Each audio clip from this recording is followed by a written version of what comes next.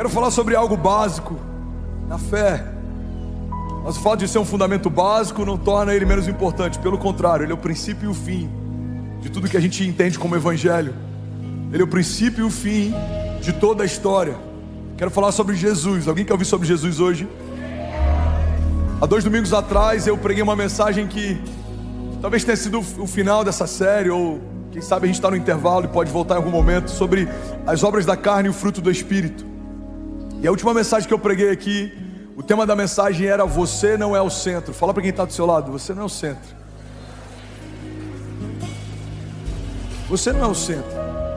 A gente tem ouvido tantos sermões, a gente tem buscado, às vezes na igreja, só ferramentas para que a gente possa viver a nossa própria história. Isso pode fazer com que a gente acredite numa mentira de que somos o centro. Não, não somos o centro. E é glorioso entender que a gente é coadjuvante numa história em que Jesus é o ator principal, amém? É glorioso entender que nós somos secundários numa história em que Ele é o princípio e o fim de todas as coisas. E hoje eu quero retomar falando sobre Jesus, sobre quem Ele é, sobre o que Ele carrega, sobre o que a gente pode nele. Não entender sobre Jesus e caminhar na fé é algo que não tem como coexistir. Se Ele é a base, tudo começa a partir dele. Se Ele é o centro, tudo está ao redor dele. Caminhar com Jesus sem saber quem Ele é faz com que facilmente a gente se torne religioso sem perceber. Pastor, você é contra a religião? Não, a religião, no original, o termo religião significa religar. É o que conecta a criação com Deus. O problema não é a religião, o problema é quando a gente se torna só religioso. O problema é quando a revelação de Jesus não existe, mas as práticas, os usos e costumes sim.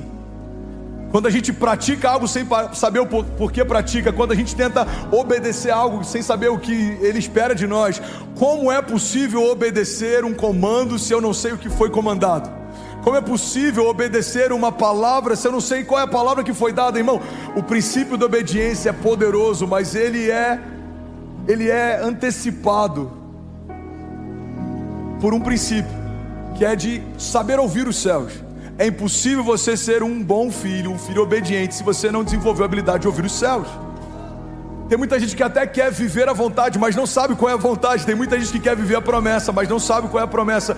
Agora, irmão, se viver uma promessa sem saber qual é, se viver a vontade de Deus sem saber qual é, já é impossível. Imagina se tornar um filho de Deus sem saber quem Deus é. Toda a revelação de quem Jesus é me dá acesso a toda a promessa que Deus tem para mim. Ele é a chave, Ele é o caminho e Ele é o destino. Ele não é só o destino final, Ele é o caminho que me leva até lá. Tudo começa nele, tudo se mantém nele, tudo termina nele, tudo aponta para Ele, a glória é toda dele. Alguém está comigo? Diga amém. Então, quando eu entendo que eu não sou o centro e eu desocupo esse lugar, agora ele está disponível para Jesus ocupar, porque a gente não pode ocupar esse lugar junto. Muitas vezes a gente quer colocar Jesus e outros senhores ocupando o mesmo lugar de governo na nossa história. Não dá para ser ambicioso, ganancioso. Não dá para me mover pelos meus planos, pelos meus sonhos, e ainda assim honrar os sonhos de Deus, porque ou eu vivo a minha vontade, ou eu vivo a dele, ou eu vivo os meus planos, ou eu vivo os deles. Alguém está comigo? Diga amém. E muitas vezes a gente ouve sobre isso, parece que é algo sacrificial, mas na verdade não tem nada melhor do que abrir mão dos meus sonhos pequenos para viver a altura dos sonhos de Deus. Pastor, eu quero viver esse sacrifício de abrir mão da minha vontade. Ô meu filho, pega a nossa, compara com a dele. Se tem alguém que viveu um sacrifício para a gente estar onde a gente está, esse alguém foi Jesus. Ele abriu mão de toda a glória, a gente recebeu ela. Ele abriu mão de toda herança, a gente recebeu a herança. Ele abriu mão de filiação. Aquele que não cometeu pecado se fez pecado para que nós fôssemos feitos justiça de Deus. O livre se fez escravo, o abençoado se fez maldito. O que tinha saúde perfeita se fez enfermo. O único que era livre de qualquer condenação se fez cativo, para que nós recebêssemos aquilo que era dele por direito. Jesus recebeu o que era meu por direito, para que eu recebesse o que era dele por herança. Alguém está comigo? Diga amém. E é sobre ele que eu quero falar nessa manhã. Tem uma frase do Tim Keller, inclusive eu queria honrar o legado dele. É um teólogo extraordinário que faleceu essa semana. E uma das frases dele que eu amo, ele diz que você não percebe que Jesus é tudo que você precisa, até Jesus se tornar tudo que você tem. Vamos ser sinceros, irmão. Tem algumas crises que a gente viveu que a gente precisou perder coisas para perceber que Jesus era tudo que a gente precisava. A maturidade faz com que a gente não precise perder mais para entender que a gente já tem tudo que precisa. Sabe, tem um provérbio oriental que diz que os sábios aprendem com os erros dos outros, os burros aprendem com os próprios erros, e os ignorantes nunca aprendem. Entender que Jesus é tudo que a gente precisa no tempo bom faz com que a gente nem precise passar por um tempo mal para entender que já tinha tudo que precisava. Mas às vezes a gente precisa perder algumas coisas para entender que a gente já tinha tudo. Irmão, guarda isso em nome de Jesus. Você não precisa perder mais nada para reconhecer que Jesus é tudo que você tem. É tudo que a gente tem, Ele é tudo que a gente tem. Jesus é tudo que a gente precisa, Ele é suficiente. A palavra suficiente é tão poderosa, mas às vezes ela é tão negligenciada. A gente fala que Ele é suficiente, mas o que significa de fato suficiente? Significa que Ele supre toda falta, Ele preenche todo vazio, nada precisa ser acrescentado. Ele é suficiente. O tamanho do vazio que a gente carrega, só Ele pode preencher, porque Ele é suficiente. Ele é o autor e consumador da nossa fé. Ou seja, a fé começa nele e se mantém por Ele. A gente só tem porque Ele deu. Nós amamos porque Deus nos amou primeiro. A gente só conhece o amor porque o amor nos conheceu quando a gente não conhecia. Irmão, é tão forte o entendimento de quem Jesus é, que você percebe que pessoas que conhecem a Jesus com mais profundidade, elas carregam mais autoridade, porque uma das coisas que são diretamente ligadas ao conhecimento de Deus é a autoridade. Quanto mais eu conheço Deus, mais autoridade o Senhor me confia. Você está comigo? Diga amém. Efésios 1:18 diz: eu oro também para que os olhos do coração de vocês sejam iluminados, a fim de que vocês conheçam a esperança para a qual Ele os chamou, as riquezas da gloriosa herança dele nos santos, e a incomparável grandeza do seu poder para conosco, os que cremos, conforme a atuação da sua poderosa força. Esse poder Ele exerceu em Cristo, ressuscitando dos mortos e fazendo-o assentar-se à sua direita nas regiões celestiais, muito acima de todo governo e autoridade, de todo poder e domínio, e de todo nome que se possa mencionar, não apenas nessa era, mas também na que há de vir. Deus colocou todas as coisas debaixo de seus pés, e o designou cabeça de todas as coisas para a igreja, que é o seu corpo, a plenitude daquele que enche todas as coisas em toda e qualquer circunstância. Alguém pode dizer glória a Deus por isso? A palavra está dizendo que Ele não só tem autoridade e governo muito acima de qualquer governo que exista na terra, como está dizendo também que não só nesse tempo, como na era que há de vir.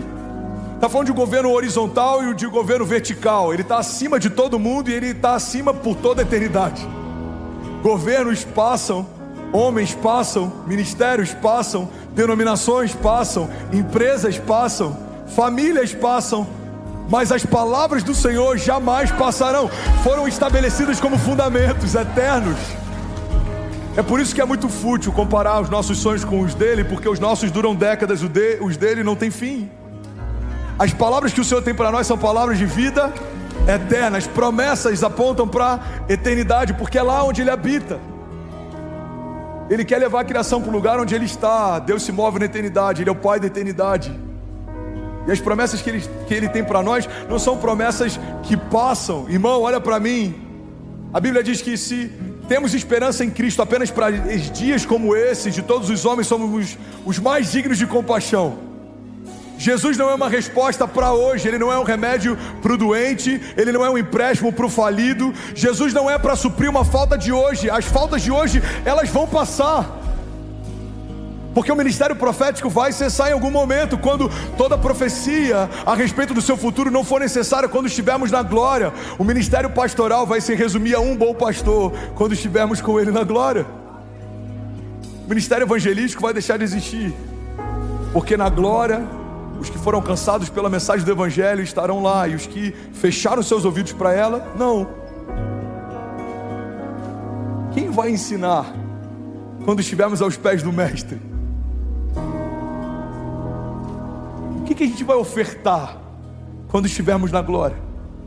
Irmão, A vida é um sopro, mas o que a gente faz em dias como esses vão ecoar na eternidade. E a gente tem que ter discernimento. O entendimento da finitude faz com que a gente se mova com mais temor, com mais urgência, com mais intencionalidade, com mais respeito. Não dá para adiar sonhos de Deus, quando na verdade eu não sei quando terminam os meus. Não dá para colocar para frente aquilo que Deus está me pedindo para fazer com Ele hoje, porque eu não sei até quando eu vou ter tempo para fazer com Ele. O Tim Keller era um cara extraordinário, partiu essa semana. O relato dos filhos é que ele pediu para ficar a sós com a esposa, ela deu um beijo na testa dele, ele deu o último suspiro e partiu. E quando tiver homens de Deus como esse, como vários outros, a gente tem que ter esse entendimento, irmão, que um dia eles eram jovens sonhando algo com Deus. Quando piscaram os olhos, tudo que eles podiam semear foi semeado, e agora você vai colher o que você semeou. A eternidade muitas vezes ela é mal compreendida. Sabe o que eu amo? A gente prega a mesma mensagem, Jesus leva a gente cada hora para um lugar diferente. Isso é muito forte. A eternidade ela é muito mal compreendida às vezes pela igreja. A gente acha que a eternidade começa quando a gente morre. A eternidade começou quando você foi gerado no ventre da sua mãe. O seu destino que está sendo definido ao longo da tua jornada, mas já é vida eterna. O destino eterno é que vai ser escolhido. Nem todo mundo escolhe o inferno como destino, mas alguns escolheram quando escolheram o caminho que leva para lá. A mesma dinâmica acontece com Jesus. Ele diz: eu sou o caminho, a verdade e a vida, e ninguém vai ao Pai se não for através de mim. Como escolhemos o céu? Quando escolhemos Jesus como o caminho que leva até lá. É o único caminho. Não há outro caminho, não há outro Deus, não há outro Senhor, não há outro nome, não há outro Salvador, não há outro mediador, não há outro intercessor, não há. A palavra diz em todo tempo, tudo começa nele, termina nele. Paulo disse: se um anjo dos céus descer e ensinar para vocês um evangelho diferente do que esse que foi ensinado, considerem anátema, maldição. Jesus é o único Filho de Deus, era até enfrentar a morte. Ao terceiro dia ele é chamado de volta dos mortos, ressuscita e se torna agora o primogênito entre muitos. O sacrifício de Jesus abriu de novo acesso ao Pai. Se não fosse o sangue dele nos redimindo, seríamos fulminados pela santidade de Deus, mas porque ele nos redimiu, agora a santidade nos atrai. O que antes nos matava, agora nos edifica. O que antes nos afastava, agora nos aproxima. Jesus construiu um caminho de volta ao Pai, e foi construído com sangue. A gente olha para a história de Davi, em todo o Antigo Testamento a gente vê Jesus oculto ou simbolizado ou sendo apontado. No Novo Testamento e na Nova Aliança a gente vê Jesus sendo revelado. Isaías anunciava a respeito dele. A gente vê a prefiguração de Jesus em vários momentos. A serpente de bronze sendo levantada no meio do povo, o juízo de Deus sendo liberado sobre ela. Em vários momentos a gente vê, mas tem um momento que eu acho interessante. A Bíblia fala que Davi, ele quer trazer a presença do Senhor de volta para a cidade. Naquela época a presença, ela se revelava no átrio, no Santo dos Santos. Um sumo sacerdote entrava pontualmente naquele lugar, então a glória de Deus se manifestava de forma visível. Um único homem, em momento pontual, muito consagrado, podia ter acesso. Ao redor da cintura dele ficavam alguns sininhos. Se ele não tivesse em santidade, quando ele entrava na presença, ele era fulminado. Então os sacerdotes do lado de fora, quando ouviam que o sininho parou de tocar, sabiam, ele foi fulminado. E eles puxavam pela corda, e um outro sumo sacerdote então entrava naquele lugar. Você tem noção do nível de temor que existia para um lugar de acesso que a gente tem hoje com total liberdade? Irmão, o nível de acesso foi facilitado, mas o temor não pode ser diminuído. É o mesmo Deus, é a mesma santidade, é a mesma glória. Sabe o que é interessante? A Bíblia diz que Davi então ele quer trazer essa arca de volta para a cidade. Ele faz a coisa certa do jeito errado. Manda colocar em carros de boi. Eles estão facilitando o processo. Todas as vezes que a gente tenta facilitar um processo para carregar a glória, a gente vai ferir a glória. Ele tenta fazer a coisa certa do jeito errado, e ele, no meio do caminho, você já sabe dessa história, um dos bois tropeça, a arca vai cair, Uzá tenta segurá-la, ele é fulminado. Então Davi ele começa a ficar constrangido. Deus, eu estou tentando fazer a coisa certa. Até que ele entende, eu tenho que fazer do jeito certo. A arca foi para a casa de Obed-edom, tudo que ele fez prosperou. A notícia chega para Davi. Essa história você já sabe, eu já ministrei sobre ela também, vou resumir bastante. Davi então fala, vamos carregar de novo a arca, mas agora no ombro dos sacerdotes. E algo acontece. a cada X passos que a gente der, a gente vai sacrificar. Vai sacrificar o boi, novilho, a gente vai oferecer sacrifícios ao Senhor, e a gente vai edificar um altar para o Senhor. Você está comigo? Diga amém. Irmão, você consegue imaginar quilômetros de distância entre o lugar onde a arca estava e o lugar onde a arca foi, sendo marcada por sacrifícios e sangue? Você sabe o que está acontecendo nesse exato momento? Uma prefiguração, um apontamento do que aconteceria para a gente ter acesso de volta à presença. Homens vinham altares e animais sendo mortos, mas dos céus, quando Deus olhava de cima para baixo, ele via um caminho de sangue da arca da aliança até o retorno da presença. Você sabe o que deu acesso à presença do Pai? Um caminho que foi feito com sangue por Jesus. Irmão, Jesus não foi poupado como filho de Abraão. Quando chegou no momento do sacrifício, Deus não falou: filho, eu já vi até onde você vai, pode descer daí. Por que não foi? Porque em Abraão, o coração de Abraão estava sendo testado. Em Jesus não era o coração dele que estava sendo testado, era a nossa redenção que estava sendo definida. Ele tinha que morrer, ele tinha que enfrentar, ele tinha que receber o pecado e o juízo. Porque aquele que não cometeu pecado recebeu. Nós que cometemos, recebemos justiça, recebemos a graça, recebemos a glória, recebemos a herança, recebemos filiação, recebemos o novo de Deus. Alguém está comigo? Diga amém. E é sobre ele que eu quero falar nessa manhã. Alguém está recebendo de Deus? Alguém está feliz com Jesus? Diga amém. Sabe, a revelação a respeito de Jesus cessa toda a crise, porque não existe nada que falte em mim que não sobre nele. Esse entendimento cria um fundamento. Irmão, olha para mim, ele é a fonte. Você está com sede, você tem que correr para ele, não fugir dele. Quando Adão peca, ele ouve os passos de Deus no jardim, e ao invés de correr para Deus, ele foge de Deus. E muitas vezes a gente faz isso no momento da crise. Ao invés de correr para perto, a gente corre para longe. Eu tropecei, eu estou com vergonha de Deus, eu não vou para a igreja. Eu fiz algo errado, eu estou com vergonha. Não, irmão, quando a gente erra, a gente tem que correr para ele. Quando acerta, também. Quando a gente está bem, tem que correr para ele. Quando tudo vai mal, também. A palavra de Deus fala a respeito disso. O Senhor é o nosso refúgio e fortaleza, socorro presente na hora da angústia. Quando eu entendo esse fundamento, toda a crise passa a ser vista numa perspectiva diferente, porque tudo que falta em mim sobra nele. Falta recursos na sua casa, ele é o Deus que provê, Jeová Jireh. Ele é o dono do ouro e da prata. Falta o que? Paz. Ele é o príncipe da paz. Ele é aquele que libera a paz que excede todo entendimento. Você não vai entender, ninguém vai entender como você consegue estar em paz em meio a essa crise, mas é porque para acessar a paz que excede todo entendimento, a gente desligou o direito de entender. Eu não quero saber como vai ser, de que jeito vai ser, eu só sei que Deus disse que vai acontecer. Eu creio, já aconteceu. Você está doente? Ele é a cura. Você está ouvindo isso de alguém que em 2018 entrou às pressas no centro cardíaco com a válvula mitral destruída. Deus me livrou da morte. Eu não estou falando que Deus cura porque eu acho que cura. Eu estou falando que Deus cura porque eu sou um milagre de cura. Ele é tudo o que a gente precisa. Tudo que falta na criação sobra no Criador. Tudo que falta na criação sobra no Criador. Isaías 9,6 era um presságio, era um anúncio a respeito do Messias. Isaías 9,6 diz: porque um menino nos nasceu, um filho nos foi dado, e o governo está sobre os seus ombros, e ele será chamado Maravilhoso Conselheiro, Deus Forte, Pai da Eternidade e Príncipe da Paz. Alguém pode dizer glória a Deus por isso? A gente podia começar uma série destrinchando isso. Se for para Jesus, pode fazer melhor. Tem alguém recebendo de Deus aqui? Podia fazer uma série expositiva sobre isso. Dava para ficar 4 domingos ou mais só falando sobre Isaías 9,6. Irmão, guarda isso. Nenhuma palavra que a Bíblia cita foi citada em vão. Cada uma delas tem um porquê de estar lá.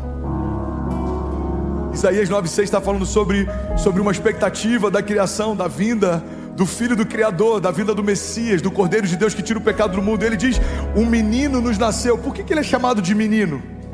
Porque ele não veio pronto. Os céus não se abriram para que ele descesse como se abriram para recebê-lo. Ele veio no ventre de uma mulher, fruto de uma semente incorruptível. Por que ele não é um filho natural de José? Porque ele não poderia vir de uma linhagem natural. A própria semente de Deus foi depositada no ventre de Maria. Então uma semente incorruptível é colocado no ventre virgem, porque ele nunca foi usado, ele era puro. Uma semente pura colocada num ambiente puro gera o Filho de Deus, e aí ele precisa aprender a engatear, andar. Por que eu tenho que estar na casa de Deus? Porque Jesus ia para a casa de Deus. Eu acho que é um bom motivo a gente seguir os passos dele. Ele, em algum momento, ele some. Maria e José estão desesperados procurando, e quando ele volta, ele fala: por que vocês estão preocupados? Onde é que vocês acham que eu estava? Eu estava cuidando dos negócios do meu pai. Jesus, ele aprendia no templo, ele ensinava no templo, ele crescia em graça diante dos homens e diante de Deus. E a Bíblia diz que chega um momento então que ele começa o seu ministério. Irmão, olha para mim, um menino nos nasceu. Primeira característica sobre Jesus é que Jesus enfrentou tudo que a gente enfrenta para poder vencer tudo que nele a gente venceu. Para que em nada a gente possa dizer: mas Jesus não sabe o que eu passo. Ele sabe, ele passou. Jesus não sabe de onde eu venho. Ele sabe, ele veio de um lugar pior. Jesus não sabe a perseguição que eu enfrento. Ele sabe, ele foi perseguido, ele teve que ser escondido para que não fosse sacrificado. Mandaram matar todos os primogênitos da geração dele. Mas eu vim de uma origem simples, Jesus também. Mas eu nunca tive uma casa própria. Jesus nasceu num lugar emprestado. Irmão, sobre qualquer objeção que a gente tenha a respeito de desafios que a gente viva, Jesus venceu cada um deles. Ele era um homem simples, numa cidade simples, nasceu numa família simples, ele tinha um ofício simples, e ele não foi poupado de trabalhar, mesmo tendo um ministério profético como o Filho de Deus. Qual que é o seu chamado? Eu pastorei uma igreja em Alphaville. Qual que é o seu ministério? Eu sou do ministério de intercessão. Qual que é o chamado de Jesus? Filho de Deus. E ainda assim trabalhava. Madeira, prego e martelo. Se não fosse tão simbólico, eu diria até que é uma ironia do destino. O Filho de Deus, que veio para ser colocado sobre um madeiro, trabalhou todos os dias com madeira, prego e martelo, os mesmos elementos que o crucificariam no futuro. Você tem noção que todos os dias ele lidava com os elementos que matariam ele no futuro, e ainda assim não estava ansioso? Por quê? Porque ele sabia que a história dele não terminava na cruz, a história dele começava nela. A morte de Jesus não é o final da história. O inferno achou que tinha parado uma revolução quando mataram o Filho de Deus. O que eles não sabiam é que a redenção só estava começando. Ao terceiro dia, o Pai chamou o Filho de volta dos mortos e Jesus ressuscitou. Alguém pode dizer glória a Deus por isso? O menino nos nasceu, um filho nos foi dado. Filho fala sobre filiação. Messias da raiz de Davi. Filho fala sobre paternidade, fala sobre DNA. Porque é isso que a redenção faz. Irmão, olha para mim. O Evangelho não quer mudar as suas características. O Evangelho quer mudar a sua essência. Não é sobre estética, é sobre genética. Não é você parecer diferente, não é você falar diferente, é você se tornar diferente. O que mudou quando você se converteu? As minhas roupas são um pouco mais comedidas. Algumas pessoas nem isso ainda mudou, né? Mas amém, as minhas roupas são mais comedidas. Eu estou guardando agora as minhas partes mais íntimas para o meu esposo, não estão à mostra. A minha saia agora é um pouquinho mais baixa, o meu decote é um pouquinho mais alto. Amém, irmãs? Vamos dizer todo mundo glória a Deus para não constranger ninguém. É isso que o Evangelho faz? Não, isso é o que você faz depois do que o Evangelho fez. O que o Evangelho faz? Te torna uma nova pessoa, você tem uma nova natureza. Isso te leva a um lugar mais alto. E aí você faz algo a partir do que o Evangelho fez. Por que as ofertas não são tiradas da gente? Elas são entregues. Porque oferta e dízimo é o que você faz a partir daquilo que o Evangelho fez. Uau, tem uma rema aqui, alguém está comigo? Qual seria? Se for para Jesus não pode fazer melhor. Qual seria a liberdade? Amor, aconteceu uma coisa estranha aqui na conta. O que foi? Saiu 10%, 20%. Eu fui à frente ontem na igreja, eu virei crente. Deus já debita em conta, desconta na folha. Não é ridículo de imaginar isso? Por que não é tirado pelo próprio Deus? Por que não é retirado direto da conta? Porque generosidade é o que você faz a partir do que o Evangelho fez. Já pensou, se você quisesse trair a sua esposa, você vai tentar beijar outra mulher, mas não consegue. Você vai tentar tocar e não consegue. Isso não é fidelidade. Fidelidade é você poder fazer se quiser, mas não fazer, porque fere o coração de quem mais te ama. O que é fidelidade? É o que você faz a partir do que o Evangelho fez. Faz sentido? Uma nova vida fala a respeito de uma nova natureza. E uma nova natureza nos leva a fazer coisas novas. Por quê? Porque não é a minha característica que foi transformada, é a minha essência que foi transformada. Eu era escravo, agora eu sou filho. Eu era cativo, agora eu sou livre. Eu estava perdido, eu fui encontrado. Jesus diz: o inimigo veio para roubar, matar e destruir, mas eu vim para que tenham vida e vida em abundância. Um filho nos foi dado. Fala de DNA. Bate assim no seu braço, ó. Fala comigo: eu tenho o DNA de Deus correndo nas minhas veias. Fala: o sangue de Jesus circula dentro de mim. O sopro de Deus foi soprado em você. O zoe de Deus, a própria vida de Deus. No original, lá em Gênesis, quando a Bíblia diz que Deus soprou o fôlego de vida sobre a criação, fala sobre zoe, a própria vida de Deus. Quando Jesus lá na frente diz: o inimigo veio para roubar, matar e destruir, mas eu vim para que tenham vida. No original, essa vida que ele fala é a mesma vida que foi soprada no jardim. Irmão, Jesus veio para que o sopro de vida do jardim pudesse voltar para dentro de nós. As nossas narinas foram preenchidas com o DNA de Deus, o fôlego de Deus. Você não é qualquer um, não dá para viver qualquer coisa. É chamado povo de Deus. Se o meu povo, que se chama pelo meu nome, se humilhar e clamar e se arrepender dos seus maus caminhos, buscarem minha face, eu, Senhor, ouvirei dos céus, perdoarei os seus pecados e sararei a sua terra. Alguém está feliz ainda? Diga amém. E Isaías continua dizendo: e o governo está sobre os seus ombros. Olha que glorioso. Ele começa com o governo sobre os ombros e ele termina com as coisas debaixo dos seus pés. Um menino nasceu com o governo sobre os ombros, e um rei foi exaltado com todas as coisas debaixo dos seus pés. Irmão, ele não recebeu o governo depois que ele foi crucificado. Ele já tinha todo o governo e autoridade. Quando Jesus falava, era o próprio Deus falando. É por isso que ele fala para um ouvido que não funcionava, e Lázaro reviveu. Ele fala: Lázaro, vem para fora. Só que o ouvido de Lázaro não funcionava, os tímpanos de Lázaro já estavam deteriorando, o corpo de Lázaro não tinha mais vida. Então, como que Lázaro voltou a viver? Irmão, guarda isso: o milagre de Lázaro não tem a ver com o que Lázaro ouviu, tem a ver com o que Jesus falou. Quando ele fala, toda a criação ouve e obedece. Talvez para alguns essa dinâmica parecia loucura. Por que ele está falando com um homem morto? Não, ele está falando com a morte.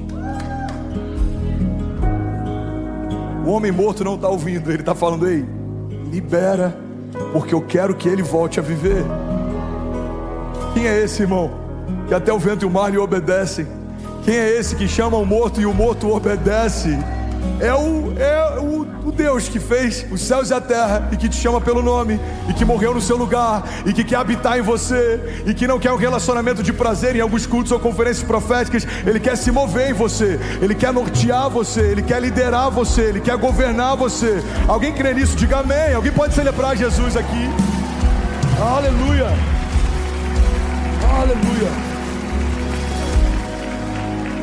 O governo está sobre os seus ombros. E essa é a loucura da gente viver a parcialidade do que Jesus tem para nós. Tem muita gente que entende Ele como Salvador, mas não entende como Senhor.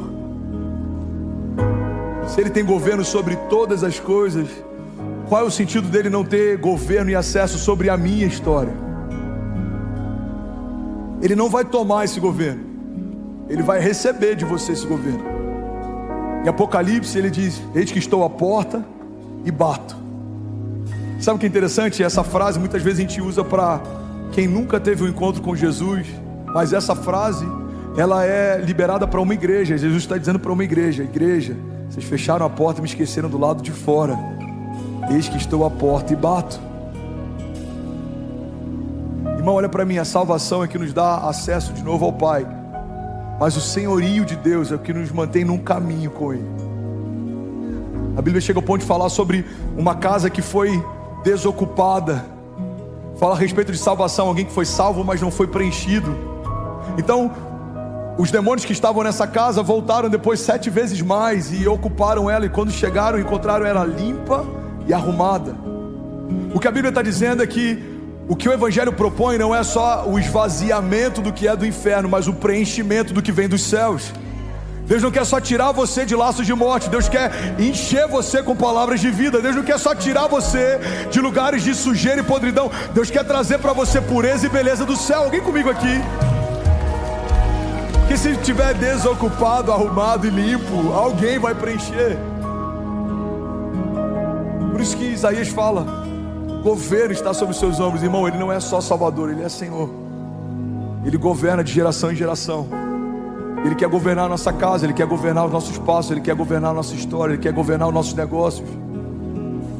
Quantas vezes a gente procura mais conselhos financeiros para pessoas de outros business do que conselhos no próprio Deus que nos deu todas as coisas? Se eu creio que tudo que eu tenho Deus me deu, faz sentido perguntar para Ele antes de tomar uma decisão.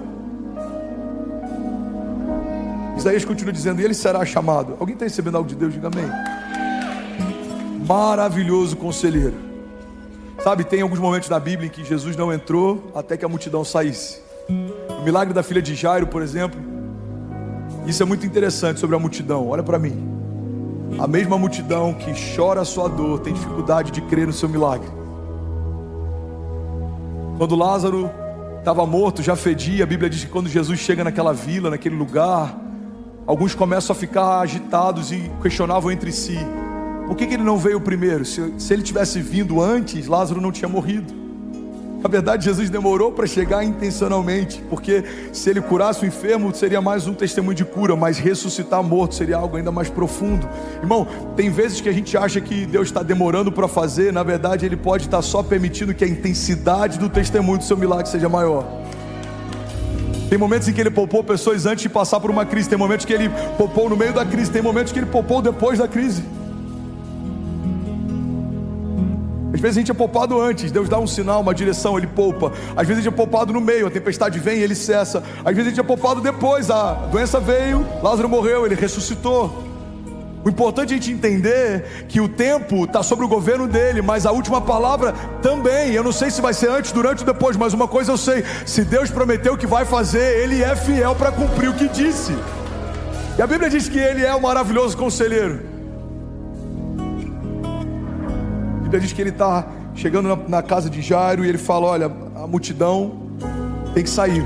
A Bíblia diz que quando a multidão sai, Jesus entra. Irmão, olha para mim. Tem áreas da nossa vida que a gente ainda não viveu milagres, porque a gente não tirou as vozes da multidão para que a voz de Jesus pudesse entrar.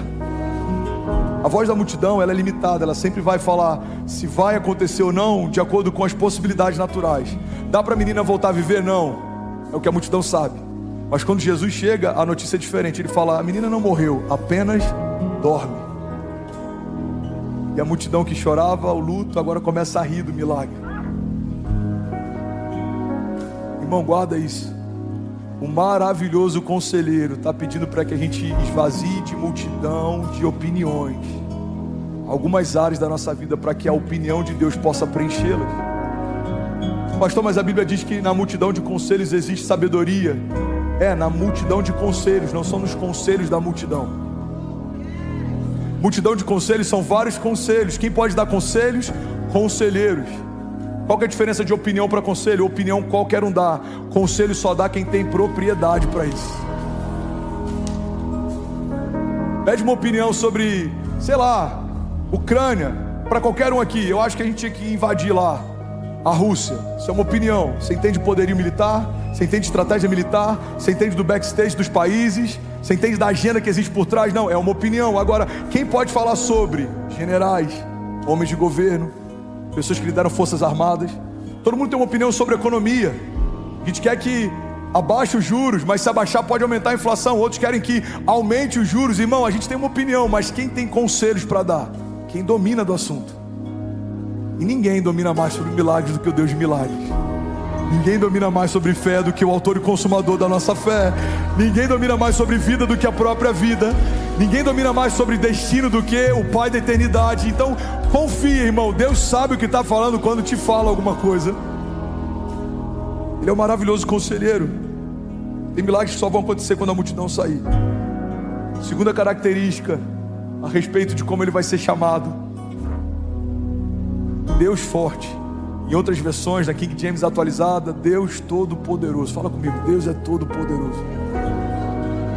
O que significa um Deus forte? O que significa um Deus Todo-Poderoso? Um Deus que pode todas as coisas. Ele pode todas as coisas. E Ele provou isso. Os historiadores falam a respeito da ressurreição de Jesus. Outras religiões falam a respeito da ressurreição de Jesus. Ele não citou que ressuscitaria, Ele ressuscitou. Ele não comunicou que ressuscitaria, Ele ressuscitou.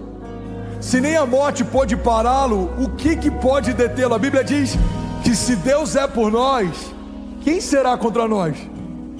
Agindo Deus em nosso favor, quem impedirá o seu agir? Irmão, a porta que Ele abre, ninguém fecha. A porta que Ele fecha, ninguém abre. Se Ele quiser fazer algo, ninguém pode impedi-lo.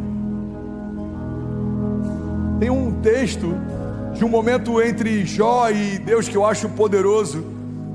Jó começa a questionar a Deus o porquê de algumas coisas. E Deus fala para ele: Jó, eu vou te responder o porquê dessas coisas, se antes você me responder algumas coisas. E aí Deus começa a fazer questionamentos para Jó, que até hoje, em 2023, a ciência moderna não conseguiu responder a maior parte delas.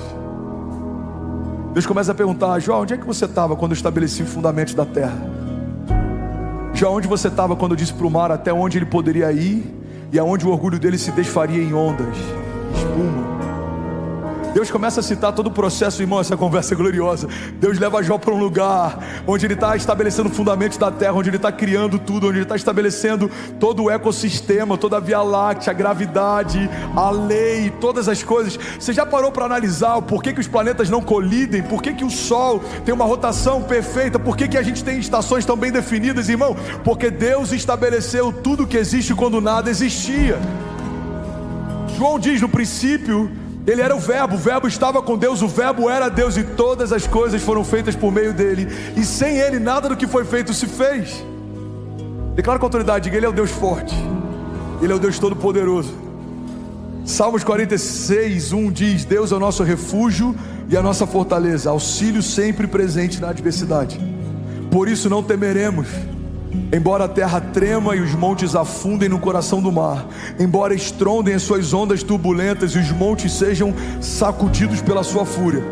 Há um rio cujos canais alegram a cidade de Deus, o santo lugar onde habita o Altíssimo. Deus nela está, não será abalada. Deus vem no seu auxílio desde o romper da manhã. Nações se agitam, reinos se abalam, mas Ele ergue a sua voz e a terra se derrete. O Senhor dos exércitos está conosco. O Deus de Jacó é a nossa torre segura. O que a palavra fala sobre Jesus? Mateus 28:18 diz que Ele tem todo o poder no céu e na terra. João 1:3, Romanos 11:36, Colossenses 1:15, Hebreus 1 diz que por intermédio dele todas as coisas vieram à existência, e também é por conta dele que todas elas se sustentam. Apocalipse 1:18 diz que Ele tem as chaves da morte e do inferno. Hebreus 2:14 diz que a morte dele aniquilou o império da morte. 1 João 3:8 diz que Ele se manifestou para desfazer as obras do diabo. Colossenses 2:15 diz que Ele despojou todos os poderes e autoridades, fazendo de todos eles um espetáculo público, triunfando sobre eles na cruz. Salmos 16, Mateus 28, Atos 2, 1 Coríntios 15 diz que a morte não conseguiu retê-lo. Deus o ressuscitou dentre os mortos. Filipenses 2:9, Isaías 45 diz que Ele foi sobrenaturalmente exaltado por Deus e deu a Ele um nome que é sobre todo nome, para que ao nome de Jesus se dobre todo joelho, nos céus e na terra e debaixo da terra, e toda língua confesse que Jesus Cristo é o Senhor, para a glória de Deus. 1 Coríntios 15:26 diz que um dia Ele aniquilará a morte. Salmos 110, Atos 2, 1 Coríntios 15, Efésios 1 diz que Ele reinará até que todos os inimigos sejam colocados debaixo dos seus pés. Alguém pode dizer glória a Deus por isso? Romanos 8,31 diz: o que diremos, pois, diante dessas coisas? Se Deus é por nós, quem será contra nós? Aquele que não poupou o seu próprio filho, mas o entregou por todos nós, como não nos dará juntamente com ele de graça todas essas coisas? Terceira característica que Isaías cita sobre como ele seria chamado, e na aliança que a gente está hoje é sobre como ele é chamado, é que ele também é o Pai da eternidade. Fala comigo, Pai da eternidade. Irmão, a única filiação que é atribuída a Satanás é a mentira. A Bíblia diz que ele é o pai da mentira. Mas a filiação que é atribuída a Deus, uma delas é a eternidade. Ele é o Pai da eternidade. Então entende isso. Ele não entrou na história, ele pariu a história. Ele não entrou na eternidade, ele gerou a eternidade. A eternidade é uma ideia de Deus, porque antes da eternidade existir, ele já existia. A gente já falou sobre isso. Deus não existe, ele é, porque tudo que existe foi criado um dia, mas ele é antes de tudo que existia existir. Ele já era. Então o presente, o passado e o futuro para Deus são como a mesma coisa. E eu acho que é por isso, eu vou tomar uma liberdade poética agora de falar sobre, eu acho que é por isso que em alguns momentos Deus deve achar graça do nosso desespero ou questionamento de por que Ele nos abandonou. Porque para alguém que vê toda a eternidade como se fosse um segundo, uma semana de crise, a gente perguntando por que Ele nos abandonou, deve ser como um piscar de olhos ou menos. Uma semana com algum problema: Deus, por que você se esqueceu de mim?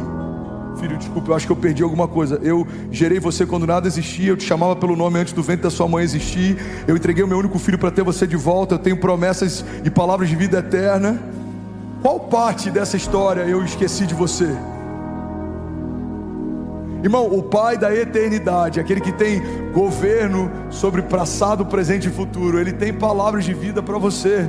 Deus não quer só apagar os erros do nosso passado, Deus quer escrever o nosso destino, Deus quer liberar o nosso futuro. Deus tem coisas novas para a gente. Alguém crê nisso? Diga amém. Salmo 139:16, o salmista diz: os teus olhos viram o meu embrião, e todos os seus dias foram determinados para mim no seu livro, antes de qualquer um deles existir. Vou finalizar, e a última característica que Isaías cita sobre como ele é chamado é que ele é o príncipe da paz. Fala comigo, Jesus é o príncipe da paz. Fala com autoridade, diga: ele é o príncipe da paz.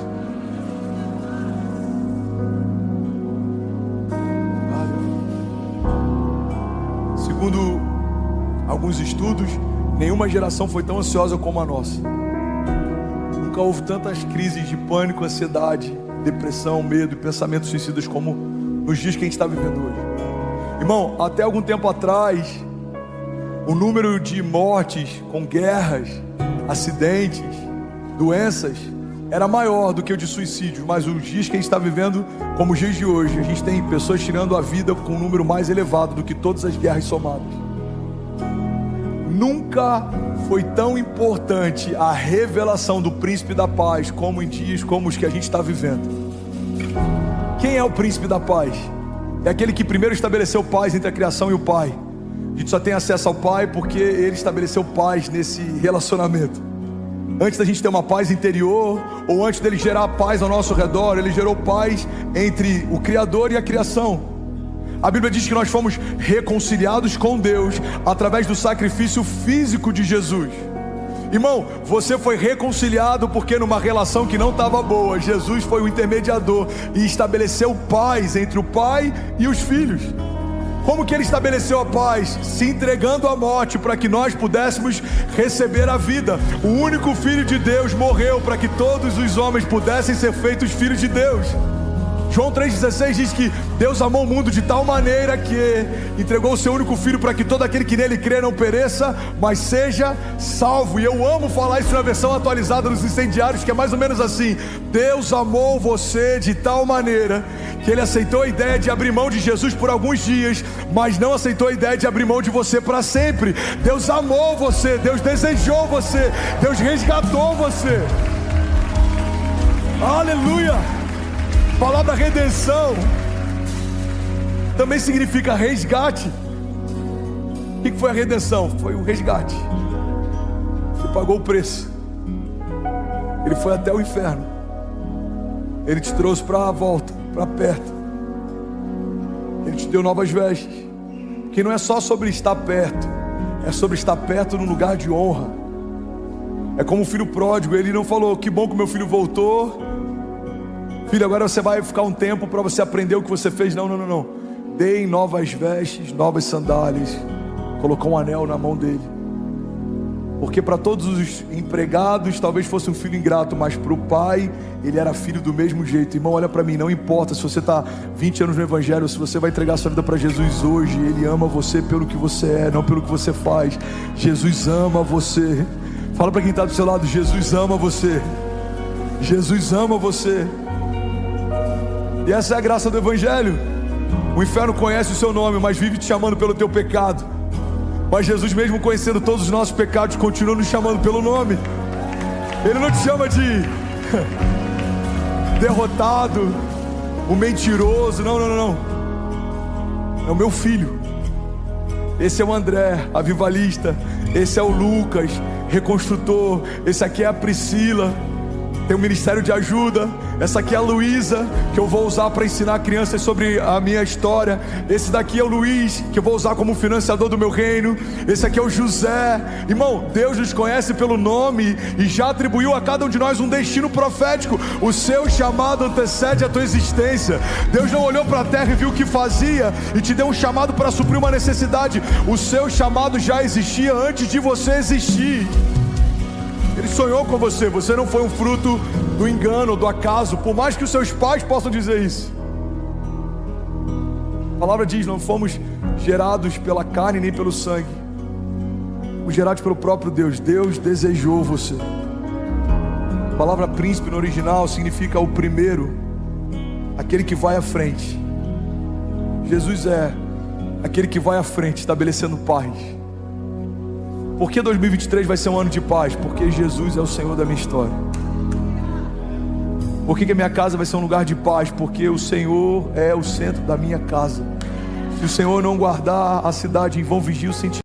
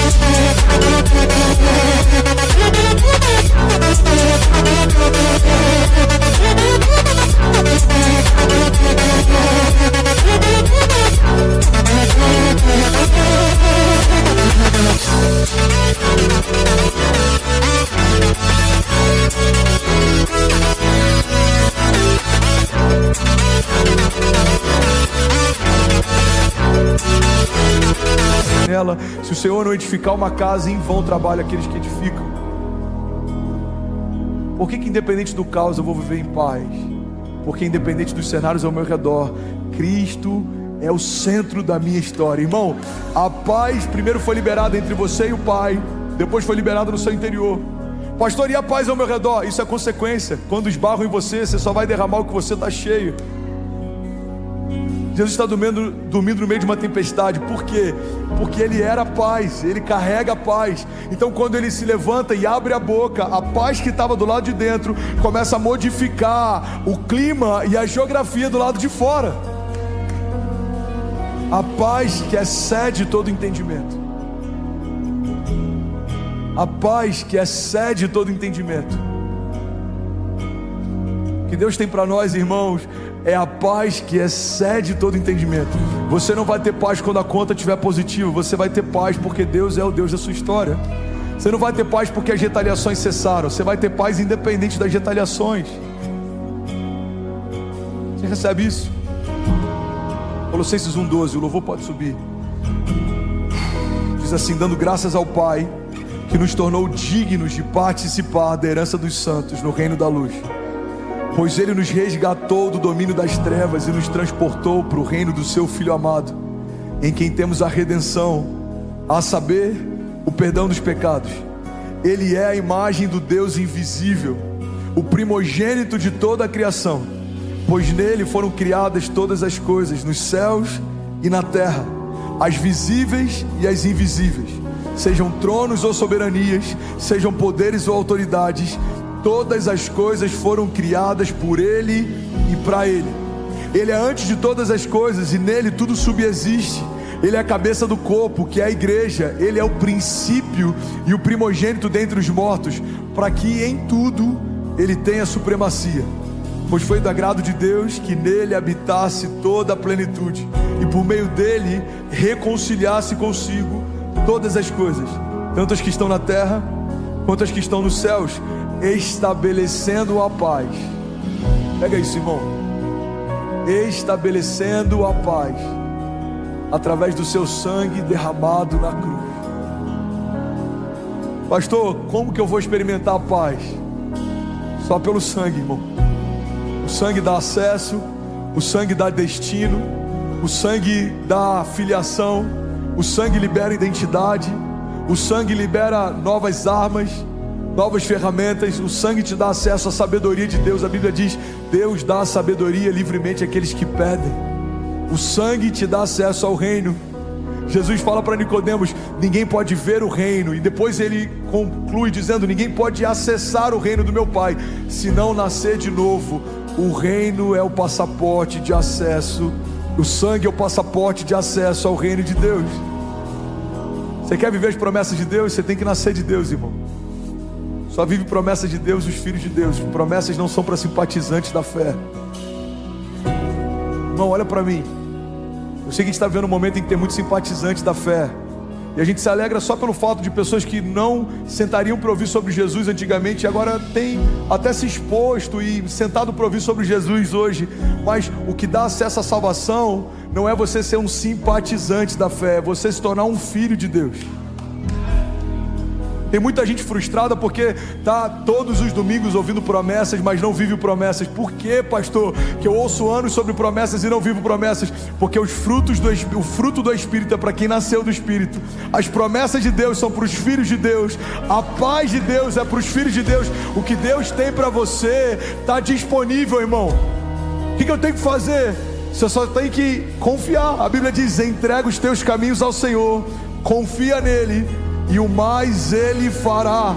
A Bíblia diz que se nós crermos e confessarmos que Jesus é o nosso único e suficiente Salvador, nós temos pelo sangue dele acesso à vida eterna, e as coisas velhas ficam para trás, e a partir desse encontro tudo se faz novo. E aí, tudo bem? Você acabou agora de assistir um vídeo. Se você ainda não está inscrito, já se inscreve também no nosso canal, ativa esse sininho aqui embaixo de notificação, e toda vez que eu fizer uma live ou estiver transmitindo uma mensagem ao vivo, você vai ser um dos primeiros a saber. Mas eu deixei mais 2 indicações aqui que eu espero que façam muito sentido para você, então já aproveita e clica para assistir a próxima mensagem, beleza? Seja bem-vindo ao time de incendiários, e eu espero de verdade que essas mensagens mudem a sua vida como elas têm mudado a minha também. Até a próxima, valeu!